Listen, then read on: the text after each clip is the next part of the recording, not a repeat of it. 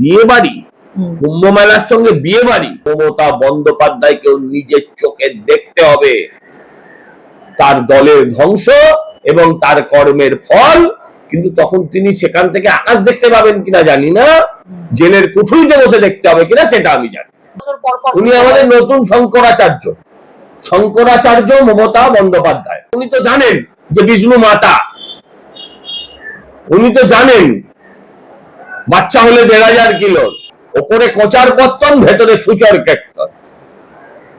Gate গুলো দেখলে আপনার মনে হবে রাজভবন, আর যত ভেতরে যাবেন আপনি নিশ্চিত হয়ে যাবেন মৃত্যুপুরী। রাজ্যের ডেথ সার্টিফিকেটটা বছর খানেকের মধ্যে, তৃণমূল সরকারের ডেথ সার্টিফিকেটটা ১ বছরের মধ্যে সই হয়ে যাবে। প্রথম কথা হচ্ছে জনৈক অভিষেক বন্দ্যোপাধ্যায় বলবেন, জনৈকটা বাদ দিয়ে অভিষেক বন্দ্যোপাধ্যায় বলুন। জনৈক বলে লোককে কনফিউজ করছেন কেন? সিবিআই তার চার্জশিটে জনৈক লিখেছে কিনা জানি না, তার কাছে এটা হতে পারে কারণ সেটা অফিসিয়াল পেপার, সেখানে সে লিখতে পারে। কিন্তু আমরা জানি এই জনৈকটা কোন ঐক, এই জনটা কোন জন সেটা আমরা জানি। আমরা চাই এদের যত তাড়াতাড়ি সম্ভব, সিবিআই যথেষ্ট দুলকি চালে চলছে, ধীরে সুস্থে চলছে, যথেষ্ট বারবার ব্যর্থ হচ্ছে তদন্ত করতে গিয়ে। এতে বাংলায় যারা মমতাদের বিরুদ্ধে প্রকৃত লড়াই করতে চায় তাদের লড়াইও কোথাও কোথাও ব্যাহত হচ্ছে, কোথাও কোথাও ধাক্কা খাচ্ছে। বিরোধীরা তার সুযোগ নিচ্ছে। শকুনের মতন আরো একটি সংগঠন বসে আছে, সিপিএম এবং কংগ্রেস, তারা এটা সুযোগ নেওয়ার চেষ্টা করছে। মহাকুম্ভ নিয়ে অজ্ঞ মমতা বন্দ্যোপাধ্যায় বিয়ে বাড়ির সঙ্গে তুলনা করে বললেন, যদি আমরা ৪০০ লোক ইনভাইট করি তাহলে সেক্ষেত্রে ৫০০ জনের আমরা খাবার ব্যবস্থা রাখি। এখানে সবটাই প্ল্যানিং এর সমস্যা, প্ল্যানিং ঠিক মতো করা হয়নি। এবং একই সঙ্গে আমি আপনাকে বলি, কম্বল দেবেন বলে বসিরহাটে না কোথায় দিয়েছিলেন, আমার ঠিক যে বসিরহাট সম্ভবত, কম্বল দেবেন বলে যে কজনকে কম্বল দেবেন বলে কম্বল নিয়ে গেছিলেন, তার ১০ গুণ লোক সেখানে কম্বল নিতে এসেছিল। যে ৪টে লোককে কম্বল দিতে পারে না, যে ৪টে লোককে কম্বল দিতে পারে না, সে মহাকুম্ভের সঙ্গে তুলনা করছে। এত নিম্নমানের, এত নিম্ন রুচির একজন মহিলা, তাই এর বেশি আমিও তাকে নিম্ন স্তরের কথা বলতে রাজি নয়, কিন্তু মনে মনে তাকে আমি যথেষ্ট অশ্রদ্ধা এবং নিম্নমানের কথাই বলছি। তাকে যদি গালিগালাজ বলেন, আমি মনে মনে সেটাই করছি, যেটা আমি সামনে করতে পারছি না। সেটা হচ্ছে বিয়ে বাড়ি, কুম্ভ মেলার সঙ্গে বিয়ে বাড়ি। বাংলার মানুষ এর বিচার করবে এবং আমি বিশ্বাস করি, আমি ধর্মে বিশ্বাস করি, কিন্তু সঙ্গে সঙ্গে আমি বিশ্বাস করি তার কর্মের ফল তাকে এই জগতেই পেয়ে যেতে হয়। যেমন আজকে সিপিএম তার কর্মের ফল পাচ্ছে, সিপিএম এর বহু নেতাকে পেতে হয়েছে, ঠিক সেরকম ভাবে মমতা বন্দ্যোপাধ্যায়কেও নিজের চোখে দেখতে হবে তার দলের ধ্বংস এবং তার কর্মের ফল। কিন্তু তখন তিনি সেখান থেকে আকাশ দেখতে পাবেন কিনা জানি না, জেলের কুঠুরিতে বসে দেখতে হবে কিনা সেটা আমি জানি।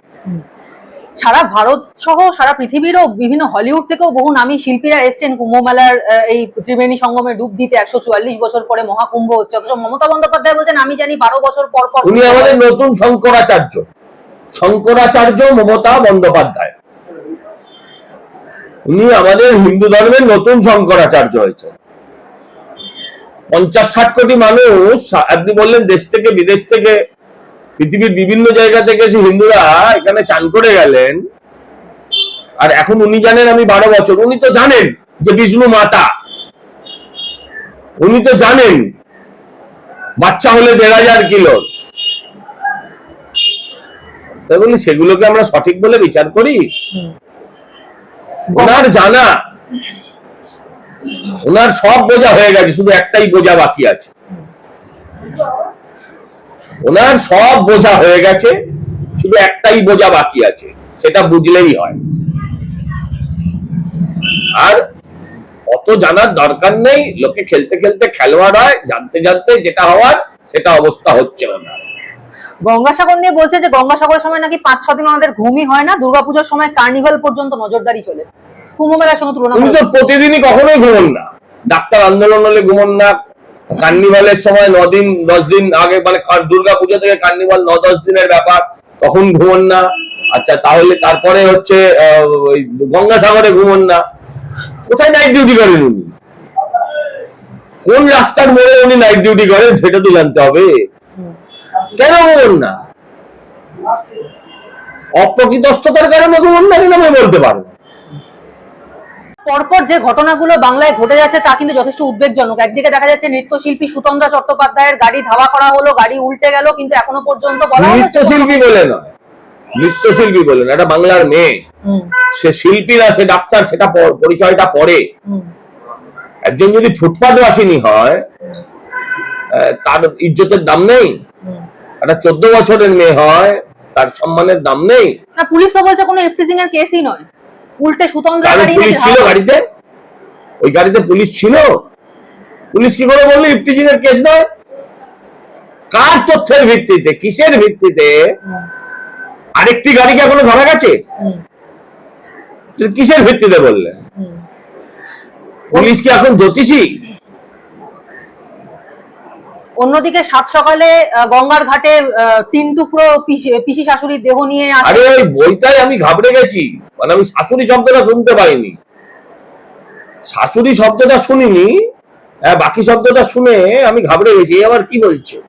এতে প্রমাণ হচ্ছে যে বাংলায় আজকের দিনে হিংসা এমন জায়গায় পৌঁছেছে যে মা বোনেরাও এই ধরনের ঘটনার সঙ্গে নিজেদেরকে জড়িয়ে ফেলছে, মায়েরা বোনেরাও নিজেদেরকে এই ধরনের ঘটনার সঙ্গে জড়িয়ে ফেলছে।